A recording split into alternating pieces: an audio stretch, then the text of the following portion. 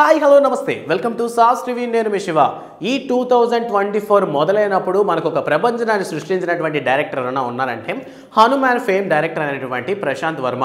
So Prashanth Varma Hanuman సినిమాతో వేరే లెవెల్కి వెళ్ళిపోయారు అన్నమాట. లైక్ స్టార్ డైరెక్టర్స్లో మంచి పేరైతే సంపాదించుకున్నారు. సో దాని తర్వాత లైనప్లో హనుమాన్ తర్వాత ఎటువంటి సినిమా తీయబోతున్నారు అన్నప్పుడు చాలా కమర్షియల్ సినిమాలే ప్రెసెంట్ ప్రశాంత్ వర్మ చేతిలో ఉన్నాయి.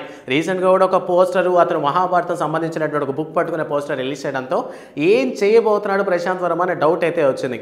సో యాక్చువల్గా మనగా చూసుకున్నట్లయితే ఆఫ్టర్ హనుమాన్ సినిమా తర్వాత జై హనుమాన్ సినిమా కోసం సో హనుమాన్ క్యారెక్టర్లో ఏదైనా ఒక స్టార్ హీరోని ఇంక్లూడ్ చేద్దాం అనుకున్నారంట. బట్ ఈ మధ్యకాలంలో స్టార్ హీరోలందరూ పాన్ ఇండియన్ సినిమాస్తో బిజీగా ఉండటం వల్ల సో ఏ హీరోని సెలెక్ట్ చేసుకోవాలి అనేటటువంటి ఒక సందిగ్ధంలో అంటే క్వశ్చన్ మార్క్ ఫేస్ పెట్టుకొని ప్రెసెంట్ ప్రశాంత్ వర్మ ఉన్నారు. అండ్ దాంతోపాటు మనకి ఎప్పుడో అప్డేట్ వచ్చినటువంటి డివివి దానయ్య తనయుడైనటువంటి దాసరి కళ్యాణ్తో అధీర్ అనేటటువంటి టైటిల్తో మూవీ తీయబోతున్నారు అనేటటువంటివి విషయాలు మనకి ఎప్పుడో లీక్ చేయడం జరిగింది.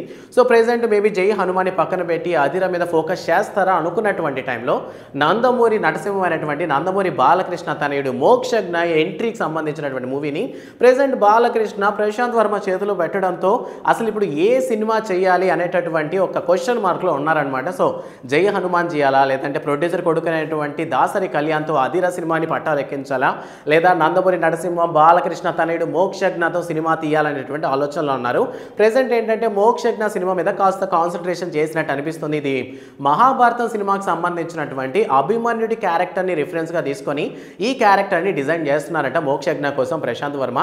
సో ప్రెసెంట్ ఈ 3 మూవీస్లో ఏ మూవీని నెక్స్ట్ తాకబోతున్నాడు. సో జై హనుమాన్ ఆబ్వియస్లీ కాస్త లేట్ అయ్యేటటువంటి ఛాన్సెస్ అయితే ఉన్నాయి. ఎందుకంటే ప్రశాంత్ తేజ సజ్జా కూడా మిరాయి సినిమాతో కాస్త బిజీగా ఉన్న నేపథ్యంలో మేబీ జై హనుమాన్ సినిమాని కాస్త లేట్గా మన ముందరికి ప్రెజెంట్ చేయొచ్చు. సో జనాలందరూ అనుకునేటటువంటి మాట ఏంటంటే నందమూరి బాలకృష్ణ తనయుడు అనేటువంటి నందమూరి మోక్షజ్ఞ యొక్క మూవీనే నెక్స్ట్ ప్రాజెక్ట్ యాక్సెప్ట్ చేస్తారు. సో అందువల్లనే మహాభారతానికి సంబంధించినటువంటి పుస్తకాలు చదువుతున్నారనే టాక్ అయితే వినిపిస్తుంది. వాట్ ఎవర్ సినిమా ఇండస్ట్రీలో ఒక సంచలన సృష్టించినటువంటి హనుమాన్ సినిమాతో సో ప్రశాంత్ వర్మ ఇప్పటికే మంచి పేరుని అయితే సంపాదించుకున్నాడు కాబట్టి నెక్స్ట్ ఎటువంటి ప్రాజెక్ట్ తీసినా జనాలకి ఎంటర్టైన్మెంట్ పక్కా అనమాట. సో మీకు ప్రెసెంట్ ప్రశాంత్ వర్మ ఏ సినిమా తీస్తే అంటే ఏ హీరోతో సినిమా తీస్తే ఛాన్సెస్ అంటే మీరు చూడాలని ఎదురు చూస్తున్నారన్న విషయాన్ని కామెంట్ సెక్షన్లో మాతో పంచుకోండి.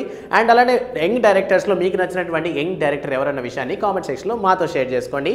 అండ్ మరిన్ని అప్డేట్స్ కోసం సాస్ టీవీని సబ్స్క్రైబ్ చేసుకోండి. Thanks for watching.